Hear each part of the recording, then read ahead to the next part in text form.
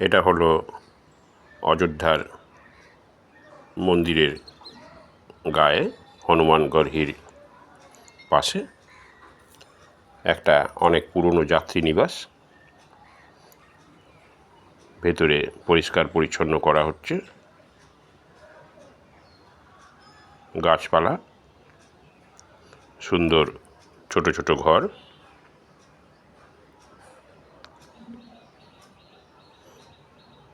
একটি খুব ছোট্ট মন্দির,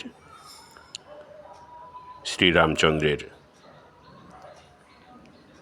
বিগ্রহের একটি ছবি খুব সুন্দরভাবে আঁকা রয়েছে।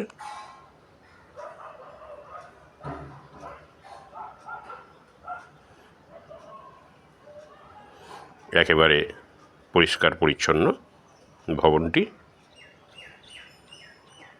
এই ভবনের একটা ভিডিও আমরা আপনাদের জন্য আপলোড করলাম।